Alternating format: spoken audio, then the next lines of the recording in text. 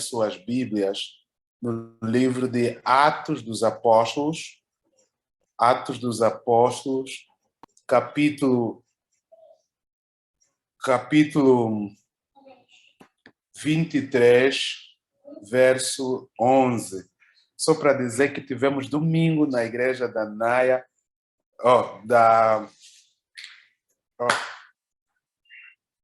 a mais nova então em que é Naya?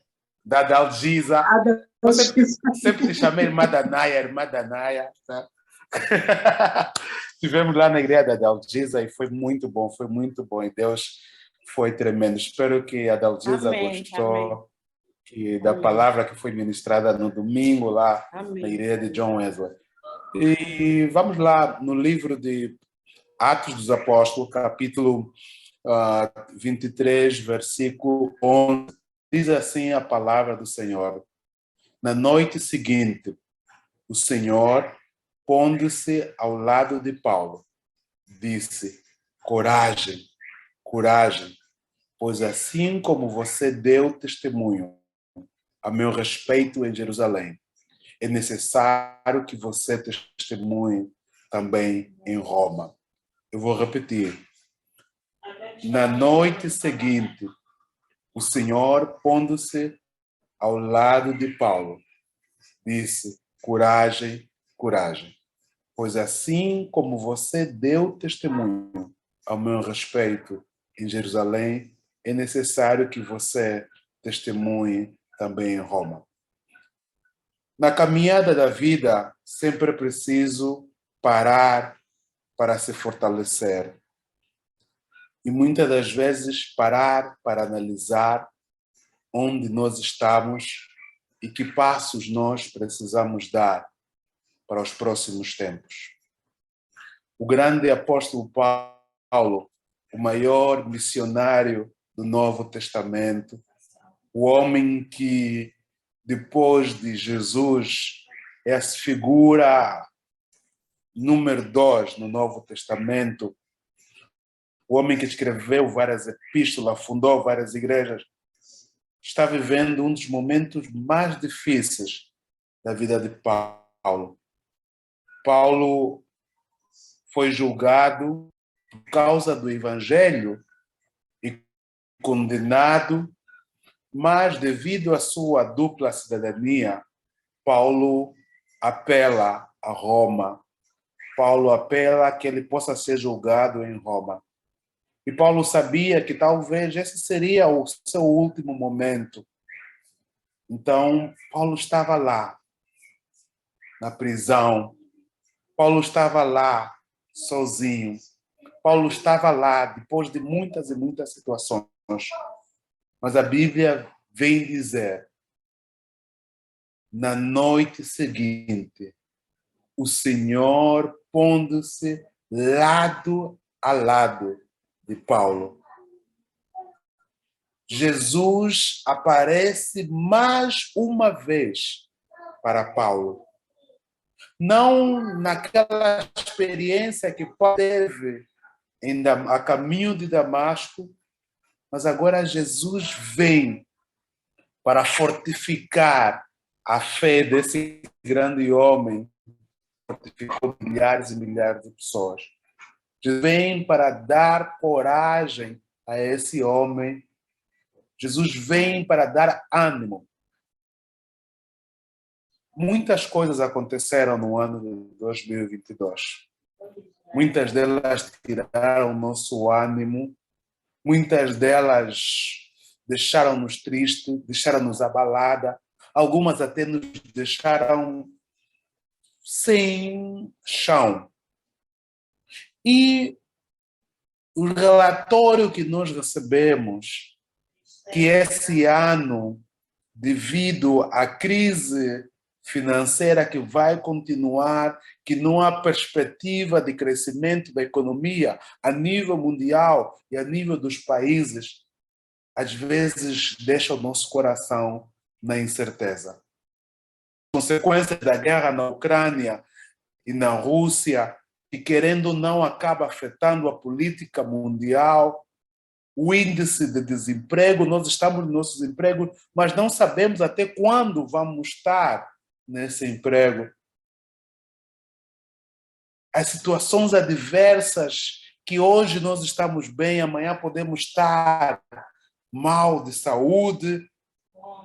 Tudo isso aqui, às vezes, leva a nos ter incerteza, a não termos coragem de continuar, a pararmos e dizer, eu vou ficar por aqui, eu já não vou dar um passo, eu já não vou continuar.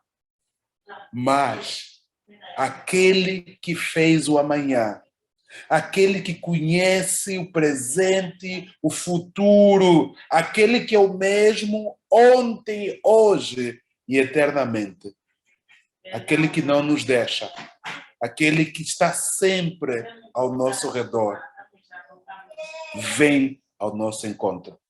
Eu quero tirar 3 lições desse texto do encontro de Jesus com Paulo.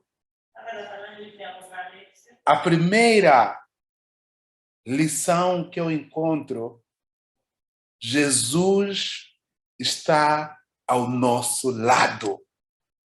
Não importa qual seja a situação, não importa qual seja o problema, meu irmão, minha irmã, Jesus está ao nosso lado. O texto começa assim: no dia seguinte, quando Paulo estava sozinho na escuridão, Paulo sente a presença diferente. Paulo sente Jesus ao lado dele. O interessante é que Jesus não ficou por cima, Jesus não ficou atrás, Jesus ficou lado a lado, preferindo estar ao seu lado. Com este gesto, Jesus está mostrando para Paulo que Jesus estava junto dele, ombro a ombro, face to face. Esse é o nosso Deus, que não nos abandona, porque Ele é o Emmanuel. É o Deus que, quando você recebe um diagnóstico de um câncer, de uma mioma, quando você recebe um diagnóstico de alguma situação, Ele está lá contigo. É o Deus que entra no mar contigo. É o Deus que passa no fogo contigo. Deus está ao nosso lado. Minha irmã, isso deve nos dar força para continuarmos, para não desistirmos, porque Ele está ao nosso lado. Isaías 43, verso 2, diz o seguinte: quando passares pela água, eu serei contigo. Quando pelos rios, eles não te submergirão. Quando passares pelo fogo, não te queimarás, nem chama arderá diante de ti. Quando passares por situações adversas, você não será tocado, porque você está lado a lado com Jesus. É esse Deus que está no nosso lado. Jesus está ao seu lado nesse momento. Quando você chora, quando você está lá, sozinha, naquele quarto que ninguém sabe o que está acontecendo, Jesus está lá. Ele é onipresente e Ele conhece. Segunda coisa, segunda lição que eu vejo desse texto, Jesus fala conosco. Jesus fala conosco. Paulo reconhece uma voz suave, uma voz firme. Mas Paulo ouve essa voz. Paulo ouve essa voz. Essa voz suave, essa voz meiga. Quantas vezes nós, apesar das situações adversas, ouvimos uma voz que nos dá esperança? Neemias, capítulo 8, verso 10, diz: a alegria do Senhor é a nossa força. Jesus vem ao nosso encontro, ele fica ao nosso lado e ele fala para nós: no mundo tereis aflições, mas tende bom ânimo, porque eu venci o mundo. Jesus fala para nós por intermédio da sua palavra, fala para nós por intermédio das pregações, fala para nós por intermédio dos louvores. Nós é que precisamos ter ouvidos, porque a Bíblia diz: quem tem ouvidos, ouça. Jesus fala para Paulo. E o falar de Jesus não é apenas falar. É uma palavra de ânimo, é uma palavra de encorajamento.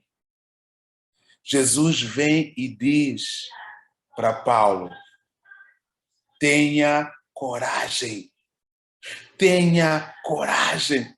É a mesma forma que o Senhor aparece para Josué, capítulo 1, verso 1 a 8, onde o Senhor várias vezes diz: tenha bom ânimo, tenha coragem, Josué. Coragem é a capacidade de você olhar para o problema e ter dentro de ti a esperança de que você vai vencer este problema. Deus está nos falando. Coragem. Coragem. Você precisa de coragem, porque em Cristo Jesus nós somos mais do que vencedores. Aleluia. Josué estava perplexo. O que seria de mim agora sem Moisés? O que será de mim? É a primeira coisa que o Senhor diz para Josué: tenha bom ânimo, tenha coragem. Meus irmãos, é preciso ter coragem. Ainda que os economistas mais estudados falarem que o ano será difícil, em nome de Jesus, aquele que para ele nada é impossível, na tua vida isso não vai acontecer. 1000 cairão à tua direita, 10.000 à tua esquerda, mas tu não serás atingido. Tenha coragem de enfrentar os teus medos. Tenha coragem de enfrentar as dificuldades. Tenha coragem de ir ao encontro daquilo que Deus colocou para a sua vida. Jesus fala conosco. Você tem ouvido Jesus a falar nos momentos mais difíceis da tua vida? Abra os teus olhos espirituais.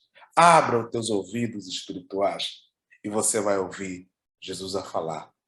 Terceiro, e a última lição que eu tiro desse texto. Jesus garante continuar. Pois do mesmo modo que deste testemunho a meu respeito em Jerusalém, assim importa que também o faça em Roma.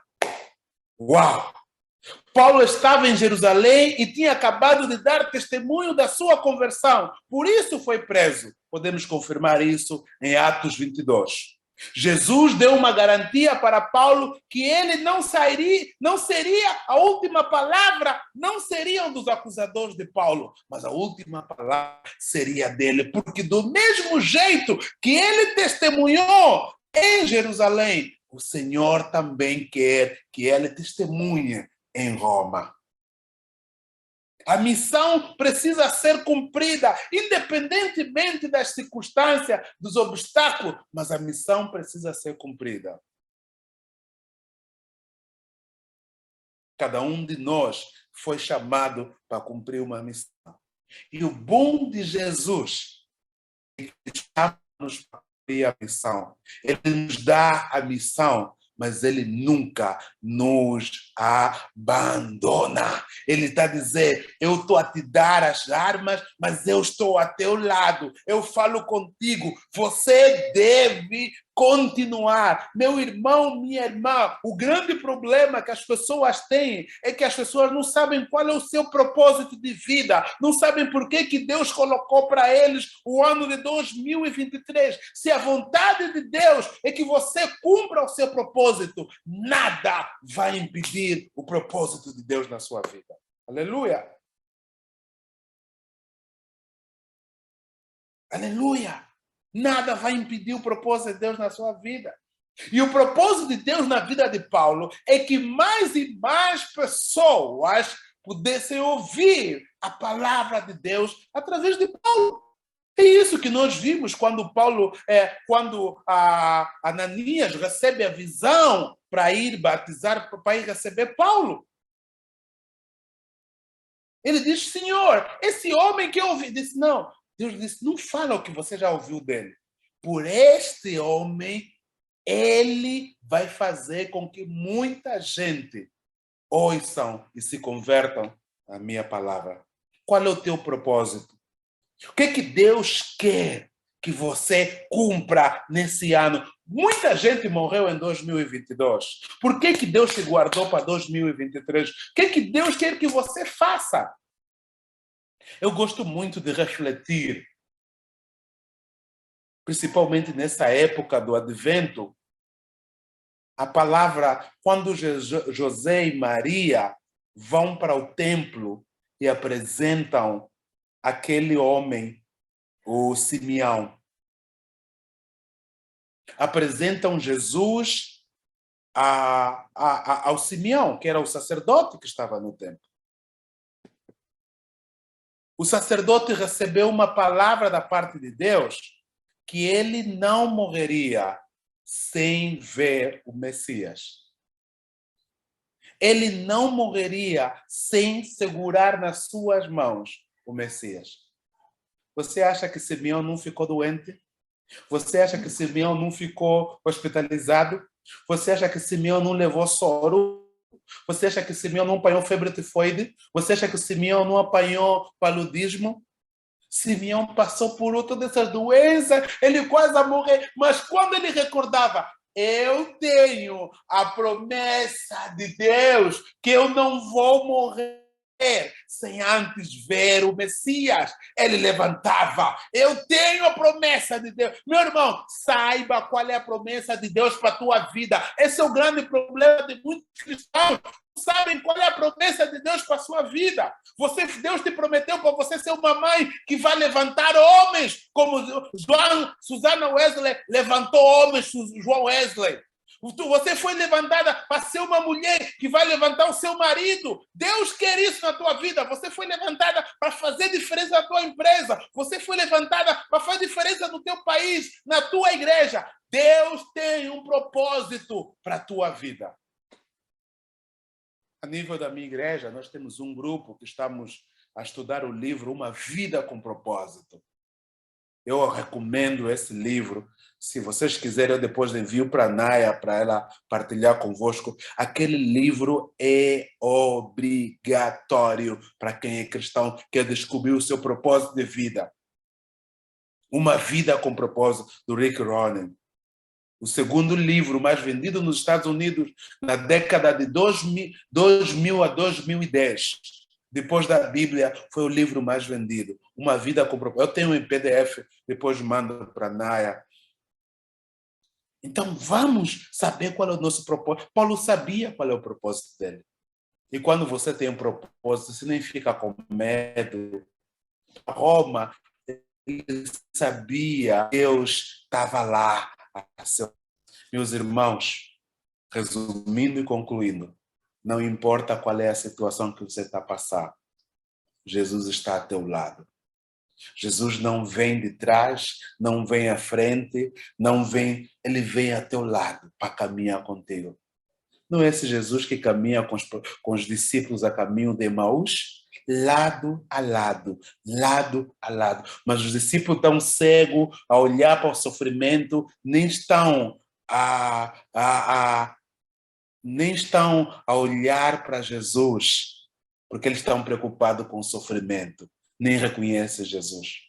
Muitos de nós estamos preocupados com outras coisas, mas Jesus está ao nosso lado, caminhando conosco. Segundo lugar, Jesus vem e fala para nós. Jesus podia vir e sentar ao lado de Paulo e não falar nada, mas Jesus vem e fala: coragem, filho, coragem. Próximo domingo eu vou pregar sobre o batismo de Jesus. E uma das coisas que me marca no batismo de Jesus não é o batismo em si, não é João batizar Jesus. Porque João até disse, eu nem me acho digno de batizar o Senhor. O que me marca no batismo de Jesus é que depois de Jesus ser batizado, uma voz do alto, aleluia, diz assim, este é o meu filho amado, em quem me comprazo. Este é o meu filho amado que me dá prazer. O diabo tem lá os seus, mas esse aqui é meu. Esse aqui me dá prazer. Minha vida, eu falo, Senhor, eu quero ser teu filho amado que te dá prazer. Eu fui agora visitar a escola do meu sobrinho. Eu escolhi na minha vida. Eu quero ser o tio inspiração do meu sobrinho, o tio que ama o sobrinho, o tio que leva. Eu sou o tio, não é o tio qualquer. Eu decidi ser na minha família esse tio. Eu vou na escola do meu sobrinho. E agora eu fui lá e encontrei o meu sobrinho no quadro de honra. Você não imagina a minha alegria, a minha satisfação em ver o nome do meu sobrinho, a fotografia dele lá.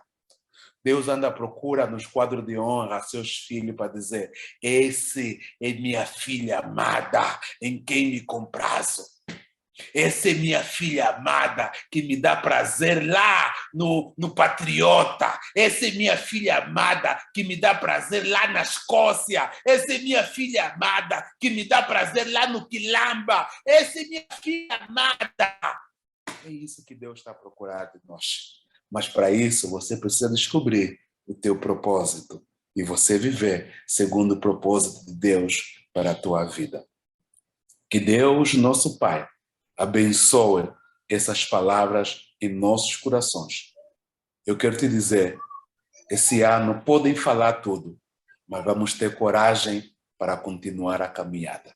Não vamos parar, não vamos desistir, não vamos voltar para trás. Para frente é o caminho, independentemente do que acontecer, independentemente do que as pessoas falarem. Recorda sempre que Jesus está a teu lado, lado a lado. Recorda sempre que Jesus fala para ti e diz coragem, coragem. E terceira coisa, Jesus te fala para continuar, porque você está vivendo o propósito. Você está vivendo o propósito. Para alcançar o propósito, você passa pelo processo. E o processo, muitas das vezes, é doloroso. Mas você tem que passar no processo para você chegar no propósito. Para você chegar no propósito, você tem que passar pelo processo. Eu quero terminar. As pessoas da minha geração, nós lemos um livro do William Boff, Águia ou Galinha. Esse livro revolucionou muito de nós, na nossa perspectiva de analisar as coisas. Por que a Bíblia chama os filhos de Deus de águia? O que a águia simboliza na Bíblia? A águia é um animal que é considerado o rei dos ares. A águia pode chegar a viver 70 anos de vida. A águia tem hoje o telefone mais caro, estão a falar, tem maiores megapixels. A águia do céu, ela voar, ela consegue ver um rato que está na terra a mais de 50 ou 60 metros de distância. E ela faz um zoom. O olho dela permite fazer um zoom. E ela consegue calcular a velocidade dela e o rato. Ela consegue agarrar o rato. Mas você sabia que a águia, quando chega aos 40 anos, ela fica cansada.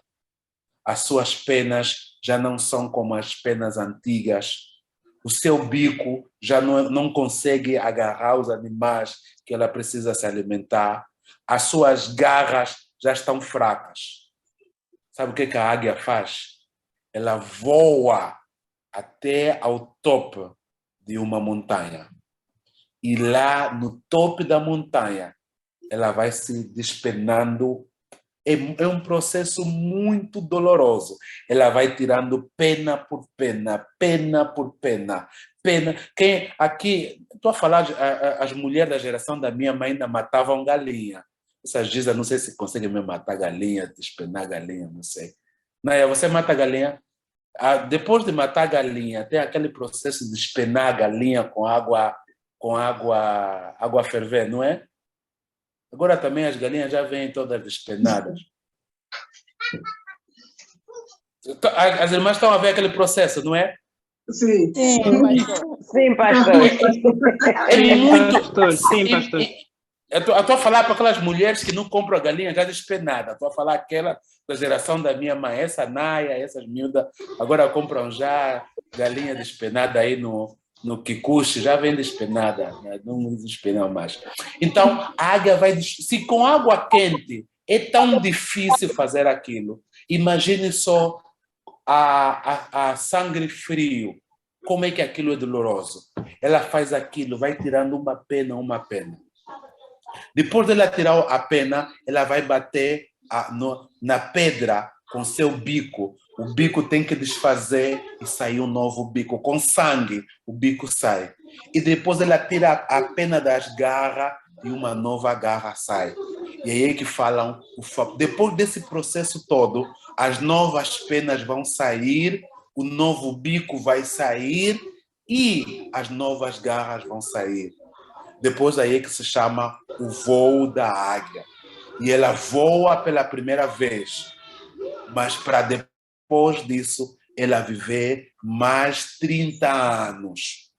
Se a águia não passar nesse processo doloroso, ela não vai conseguir chegar aos 30 anos que lhe restam de vida. Talvez essa lágrima que você está a jorrar, você está passando o processo da águia. Talvez essa perseguição que você está a passar é para te renovar, é para te fazer novo.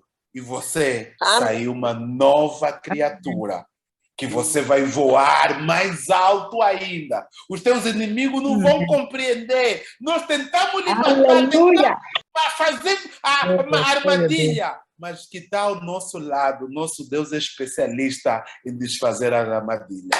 Que Deus abençoe a sua vida. Eu desejo para você um ano de 2023 coroado de bênção, de paz e de prosperidade. Diga assim, eu recebo em nome de Jesus. Eu recebo em nome de Jesus.